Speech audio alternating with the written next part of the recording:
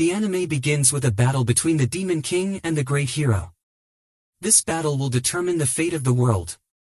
Either the world will be destroyed by the Demon King or a better life will be established by the Great Hero.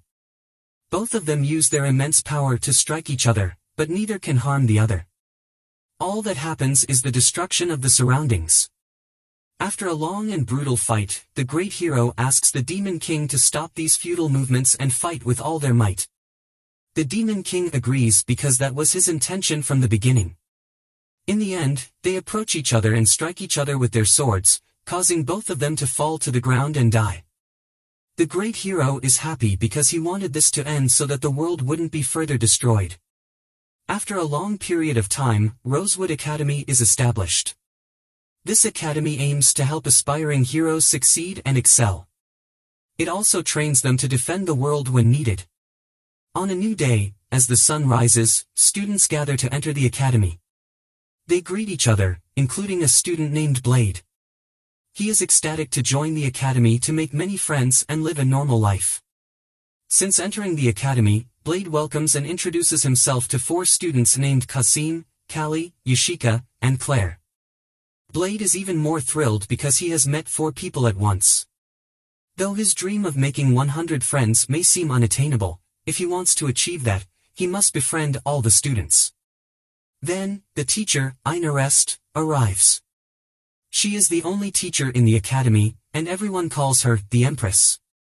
She talks to them about the commotion happening in the middle of the hallway. As esteemed students of Rosewood Academy, they must strive to follow the rules and maintain good behavior. Blade quickly rushes to meet her and she asks for his name. She realizes he is a new student and finds it hard to believe because the academy only accepts people who aspire to become heroes to protect the world. It's impossible for them to accept a latecomer like Blade. However, Blade doesn't care about becoming a hero, all he wants is to make friends. The teacher gets angry at Blade because he has a very weak determination. He asks her to guide him to the principal's office as he is waiting for him. The teacher is surprised by his words and reluctantly takes him there. When they enter the office, the teacher is shocked to see the presence of the king himself. Blade speaks to him as he requested, not recognizing the person in front of him. The king laughs at the teacher's reaction, as he knows a lot about her from the previous principal. She has an excellent record, and the teacher is astonished that the king mentions the previous principal. The king informs her that he will be the new principal starting from today, which fills the teacher with joy as she will directly learn from him. She is speechless and cannot express her overwhelming happiness and honor. She never imagined she would have the opportunity to speak with him, and she is at a loss for words. In the end of her conversation, the king asks the teacher to leave them alone as he wants to talk to Blade in private. The teacher leaves, still angry at this boy who hasn't even completed a single day in the academy, and the king enters to have a private conversation with Blade. Blade asks the king about the reason he brought him here, and the king tells him that he wants him to regain his powers as a hero. However, Blade refuses that request. He wants to be an ordinary person as much as possible. The students in this academy are highly accomplished, and they will greatly help him in his rehabilitation. Blade intends to make radical changes to the curriculum since they are training heroes like him. Blade rejects all of this, as he sees no need for it. The Demon King has disappeared now, and from here, we know that this boy is the great hero who appeared. The king says that he has received reports of the great hero and the Demon King exchanging blows, resulting in a mutual annihilation of their powers. However, he believes that Blade will return to his former self because he is the great hero. Later, we see the students in the courtyard undergoing rigorous training, including the teacher who supervises them. At this time, Blade approaches her, and she asks him why he came here. This is the advanced class, and he informs her that he took the lower class test and was told to come here. She assumes he must have bribed someone or cheated in some way to be placed directly in the advanced class. This academy does not accept students with weak determination like him. Blade asks her not to judge him so quickly, as he is serious about making many friendships. He then places his hand on her head, causing her to scream. She uses her power to strike him with her sword, but he manages to dodge the attack. Then a girl named Sophie arrives and claims that the teacher asked everyone to gather somewhere. Blade introduces himself to her and is delighted to meet her. The teacher asks another teacher to choose a ability for this transfer student, although it was not part of the lesson plan for the day. The teacher shows Blade a shield, indicating that it is made of enchanted metal. He tells Blade to strike it so they can test his strength. The teacher explains that this piece can withstand the blows of all the students in the advanced class. Blade's task is to prove himself to everyone here. Sophie confronts Blade and tells him that if he can't do it, he should admit his unauthorized entry and leave the advanced class to start from scratch in a lower level, which is 3 levels below. Blade responds that his sword is his second purpose. Then he uses his power, astonishing everyone with his magic and his fighting spirit. The surrounding area explodes, and Ernest asks in rest, who is he exactly? Blade responds by saying that he is just an ordinary person who is no different from anyone else. He then goes to have a meal with Inrest, calling out to his friends, but they do not respond. Inrest admits that they accused him of an unauthorized entry, and it bothered her. She confesses that he possesses great talent, and Blade says she will be his friend. Inrest is surprised and says she doesn't mind being his friend. Inrest returns home and expresses her joy at having her first friend. However, the sword starts moving, and she remembers when she was young and took the sword, causing her appearance to change. She declares that she is the eldest of the Fleming family and will never surrender to someone like Blade. The next day, she attacks Leonard, telling him to fight with all seriousness to mimic a real battle. He attacks her, but she defends herself and strikes him with force. Then the girl tells Ernest not to continue in this harsh state. Ernest begins to attack her, but this girl is incredibly strong and blocks all her strikes. Suddenly, Ernest lands a fiery sword strike on her, and she surrenders.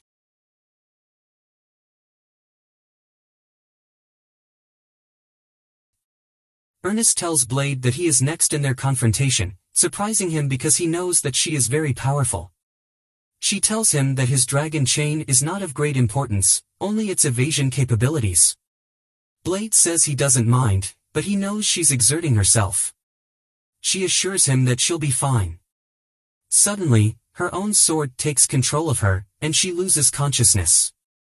Blade catches her before she falls to the ground, and he takes her to the hospital.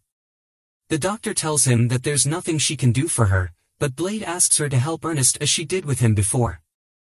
The doctor explains that she can heal severe injuries and illnesses, but spells and curses are beyond her expertise. Suddenly, Ernest wakes up, not knowing where she is or remembering anything. She quickly gets up from the bed, and Blade tells her to calm down, but she's afraid that she may have hurt someone or done something terrible. Blade reassures her that she only fainted and that he found it tiring to carry her there. Ernest gets angry because she's not that heavy, and the doctor tells her to rest a bit more until she recovers. However, Ernest gets up from the bed and insists that she feels better now. The doctor insists that she should rest and not go anywhere, but Blade intervenes and tells the doctor that Ernest feels fine. He asks her to let her go, and he will take care of monitoring her. Blade supports her as they leave the hospital, but she pushes him away and says she can't walk on her own. She advises him not to tell anyone about what he overheard in the clinic and then leaves. In the evening, Blade goes to this strange place and places a token in the door, opening it and entering. After that, he searches the computer for information about Rosewood Academy and learns about the devil's sword that Ernest possesses, named Asmodeus. Suddenly, an android makes an alarm, and Blade strikes it with his sword without looking back, as he is busy and wants to focus on his search. After that, Blade goes to Ernest and asks her to talk privately. She is afraid that he might threaten her or her position in the school. Blade assures her that he is interested in her matter, but she is very embarrassed about it. He tells her that he knows the secret of her sword, and it possesses its own will. And its owner grants immense power, but you don't have complete control over it. Blade asks her how that happened, and she tells him that when she was 6 years old, she placed her hand on a cursed devil's sword during the reign of the Fleming family. The sword tried to possess her body, and the will of the devil's sword flowed through her, thirsty for blood and killing. She still hears the voice of Asmodeus pleading with her to let it spill and burn. However, it couldn't take over her completely due to her stubbornness. Blade needs Asmodeus, the devil's sword, to acknowledge him as its owner, but he can't do that. What if he fails? Then a bloodthirsty demon will be unleashed. The boy assures her that everything will be fine, which angers her, and she tells him how irresponsible it is for him to say something like that. Blade interrupts her and says that everything will be fine. If that happens, he will cut it down. She asks him how he can make such a claim. After that, we see Ernest Fleming talking to Asmodeus, the devil himself, to make a pact with him and fulfill her promise from the distant past and accept his entity within her. She should test her strength and see if she can consume him. Blade tells her that he trusts her, and she tells him that she trusts him too and that he will finish this no matter what happens. Asmodeus appears, and she tells him to submit to her. The demon says that he is fire, strength, and violence that governs all forms of destruction. She tells him that there's no escaping the fight. Ernest transforms into a fire demon and says, destroy, kill, and burn. I don't want to suppress myself while there are many things around me that I can destroy, my home, my family, my friends. She attacks Blade, but he stops her with his grip. Ernest says she can fight now thanks to him, and if she fails, she knows he will defeat Asmodeus. So she will fight with her own will. Then the sword appears in her hand, and she attacks the demon Asmodeus. The demon fights back, and the battle intensifies between them. Then the flames disappear, and Ernest falls into Blade's hands. She tells him that she managed to return from the other side. We see Ernest entering the palace, leaving everyone in awe. They tell her that she looks amazing.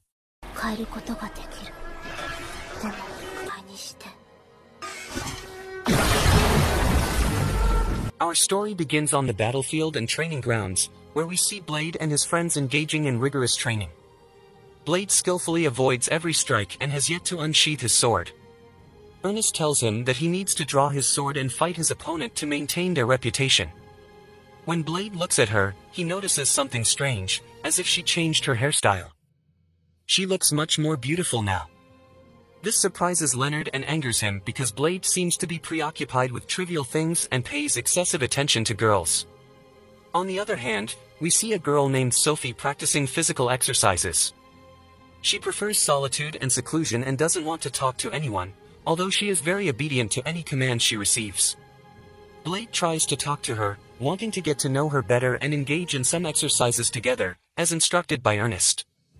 However, Sophie tells him that she is just an ordinary girl without any abilities or knowledge. Blade tells her that he will teach her sword fighting techniques, aiming to help her become better than that. At that moment, the bell rings, signaling the end of the practical training for the day. Blade becomes frustrated because he hasn't started yet, but Ernest tells him that he procrastinates too much and talks too much. On the other hand, the next morning, we see Blade and Sophie training together, learning swordsmanship.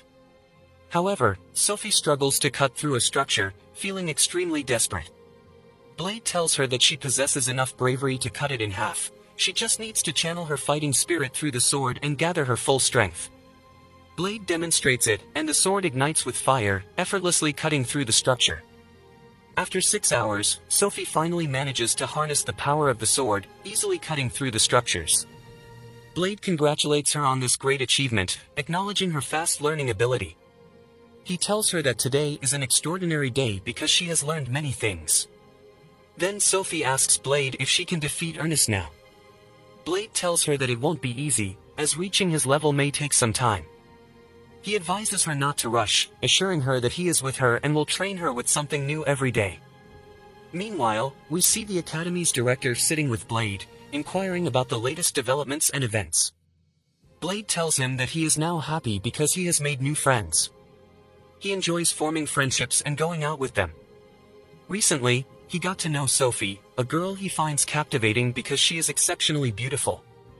Everyone loves her, and she possesses considerable strength, although she is still incomplete. She wants to undergo intense training to become the best. The director surprises Blade by revealing that Sophie is not a natural human. She is part of a project called the Great Artificial Hero. Blade is shocked by this dangerous revelation. The director explains that there was an organization that cloned bodies from prohibited nuclear acids, taking a human as a template. They then created an artificial embodiment of the great hero's power. Some of the clones were used for experiments and modifications. The director reveals that Sophie's real name is Sophicia Vermouth, meaning the 12th. She is the 12th clone of the experimental girl. This revelation infuriates Blade, but the director assures him not to worry as the organization responsible has been dismantled for some time. When the director brought Sophicia to the academy, he told her that she is now free and can do whatever she wants. Blade quickly leaves the office, searching for Sophie. Her natural life was taken away from her to create a great hero, leaving her devoid of emotions. Blade promises to return her to her normal life and heads to the doctor because he doesn't know how a person should be at the age of 15, a stage where boys naturally act in certain ways. The doctor explains that it is the period of adolescence and youth, which are unstable conditions. Then Blade rushes out and meets Leonard, asking him what youth is and what it entails. However, Leonard doesn't understand his words but tells him that youth can mean things like love. Blade quickly goes to his other friends to ask and inquire about the meaning of love because he knows nothing about it. Blade's behavior becomes increasingly peculiar and aggressive. Later, he approaches Ernest and asks her about any information regarding dating and love. After receiving her response, Blade hurriedly goes to Sophie's house, searching for her. When he finds her, he tells her that they have a date outside the house, wanting to change her perspective on life. On the other hand, the scene shifts to Blade reading a book while his friends observe him from a distance, wondering what happened to him last night. They continue talking and eating fresh bean bread together. Then Ernest tells them that they are now one hand and they fear for each other, so they need to keep an eye on Blade because he behaves very strangely and we don't know what is happening to him. Then we see Sophia arriving on time with the ticking of the clock, but she tells him that she doesn't know anything about this strange place. So he tells her that he will teach her everything, but he acts very strangely and doesn't know anything either. Then she grabs his arm and they go together until they reach this wonderful place where they eat ice cream in a romantic and beautiful atmosphere. After that, he takes her and they walk along the seaside. When they finish and arrive at this game, a boxing game to measure strength, Ernest and the other girls are watching him wherever he goes.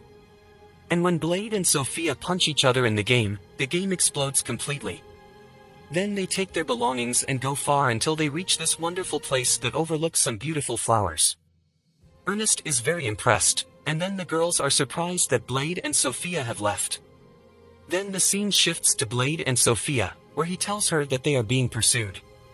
Then we see Ernest crying a lot and Blade is surprised that they are late, so Sophia reassures him and tells him not to worry, they can take a shortcut. Then we see Blade and Sophia flying in the sky and quickly reaching their destination. They sit in front of a legendary fountain, and Sophia tells him that she enjoyed the day with him and asks him why he does all this for her. Blade tells her that they are friends, and then Sophia tells him something she hasn't told him before, that she is not an ordinary human, she is an unfinished test sample created to be an artificial heroine, given the power of the great artificial hero. Suddenly, Sophia uses her power, where she controls the laws of physics but with incomplete control, so she flies into the sky and then falls to the ground, as she managed to control gravity. Then something strange happens, she can stop time and embody the powers of the great artificial hero for 10 seconds. She is Safada Vemito, the 12th version of a woman named Sophicia, the last model of the great artificial hero project. Blade tells her that he won't hide any secrets from her either and tells her that they call them the great artificial hero, but those powers are no longer there. Sophia tells him that it was something she was used to, so Blade apologizes to her and tells her that these powers she was born with are a curse, and he didn't want to become the great artificial hero, but because they said he could save everyone, he had no choice but to embrace it when he turned 3 years old. He fought monsters repeatedly, teetering between life and death many times, and he became stronger, but even then he couldn't save everyone, and people get angry when he can't save someone. Then Sophia rushes to him and tells him that even if he didn't choose it, he is still the great artificial hero. After the king saved her, she went on a journey to discover who she is and found many people and cities that the great artificial hero saved. Blade cries, and she tells him that he should be proud of himself, as she is proud to be a great artificial heroine, and she wants to become like him. Blade tells her that he no longer lets the past of the great artificial hero bother him, and Sophia tells him that their secret of him being the great artificial hero will be between them, it's a promise. Later, Blade and his classmates were eating lunch in the cafeteria when Ernest told them that Blade had food all over his face. Sophie was kind and helped him clean it up. Ernest complains because he's jealous when her new friends show up and ask to join them. In the end, they join them, and one of the girls asks Blade what he thinks about their clothes. Blade is confused, but Ernest stops him and tells the group how happy he is that they have moved up to their class. Blade is still confused, and the other students say that only students in the S rank can dress however they want. The girl asks Blade again what he thinks, but he says that she looks cold in that outfit. Leonard is here, of course, to pick up girls, and he does his best. Ernest tells him to sit down and asks Blade if he knows what's going on. The king is sending a magical beast to the school to help the students learn more. Ernest is surprised that Blade doesn't care. He says that he knew better than to expect anything less from the old fart king. All of a sudden, the ground starts to shake, scaring the students. Sophie tells Blade everyone should go to the shelter, but he is in a hurry with his plate. Still in his hand, they find a dragon, and Blade asks if it's magical. Beast Blade slowly moves forward, and the dragon moves into him after seeing him. Ernest got ready to fight, but Sophie stopped him. Her sword then jumped into the air and knocked down the dragon. Ernest doesn't understand when he hits it and tells it to sit. What's going on? How did Blade beat the dragon with just one punch? He says that the dragon is still young and must have been scared while being dragged here. He asks the dragon if it's hungry and throws his plate into its mouth. The dragon can't eat it because it's too spicy, so Blade laughs. The students were amazed by Blade's ability to calm the dragon with just one blow, but Blade tried to play it down when he talked about it. This is a normal thing to do, and anyone could do it. No one had faith in him. He says it's neither a big dragon nor an old one. It's a young dragon. When the dragon suddenly started to shine, everyone ran away from him out of fear. Ernest tells Blade to look behind him, where he sees a little girl. She jumps on him and calls him Dad, but Blade doesn't know what she means. She says she has been looking for him and now wants to play. Blade tells her he is not her father, but he will help her find her. After he got home with his parents, he asked Ernest where the dragon went. She tries to tell him that the dragon turned into that little girl, but he says that can't happen, even though Blade tries to persuade her. If nothing else changed, the girl kept thinking that he was her father. Ernest said that the dragon had changed into the girl, and Sophie confirmed this. This finally convinced Blade, and the girl jumped on him, at which point he asked, "What happened? Why does she call him Dad?" She ignores his question. She couldn't have been surprised that her father would bring up his punch. Blade doesn't know what to do when she clings to him and asks to play. Then, they decided to let Blade take care of her so she wouldn't go on a killing spree. When he bathed the little girl he named Kyoushitsu, she asked him why he gave her to her. Blade said that he chose the name after a strong knight who always kept his promises. This pleased Kyoushitsu, because dragons also keep their promises, even if it means risking their lives. Ernest stopped the bath and got shy when he saw Ernest's chest. He asks her if she learned anything about dragons. She tells the girl that dragons and other magical beasts are creatures that want to be strong. When they are defeated, their bodies decay, but they leave behind a piece of their soul and their knowledge. Then, that piece can be reborn as a new being that has the same shape as the one they defeated. In short, Blade draws to an end. If a person beats a dragon, the dragon can turn into a person. Ernest tells her that it's rare because most people can't beat a dragon Blade. Ernest decides to call the dragon by its name after hearing about his strength and wondering if Kyoushitsu had ever lost to a human in a past life. The girl told who she was by saying that she likes her name. Ernest sees that Blade and Kyoushitsu are taking a shower together, so he kicks Blade in the face and calls him a pervert. Ernest was still mad the next day, especially because Kyoushitsu was sitting on Blade's lap and Blade asked him to feed both Kyoushitsu and himself. Even though she can feed herself, being fed by a Blade makes the food taste better. Claire thinks Kyoushitsu is cute and tries to feed her, but Kyoushitsu gets angry and says she won't be friends with weak humans. Blade tells Kyoushitsu that Claire is scared, but Kyoushitsu says he should only care about her because she is his daughter. She tells him that he has to give her a good morning kiss and that she has to sit on his lap during meals so he can feed her. he agrees to both of these things. Every girl is surprised and asks Blade if he kisses her in the morning. When he says he didn't, they are all shocked. Kyou then says that Blade spends his time staring at the bodies of grown women, which she thinks is wrong. The girls take this seriously and talk to him about it. The boys, on the other hand, backstab him. They say he did something wrong and leave him alone during training as a punishment. Ernest told his friends not to worry about him. When Blade sees Kyou walking by, he asks her if she wants to come along. She is happy to join the conversation. She doesn't need to train, but since he asked, she will show off her strength.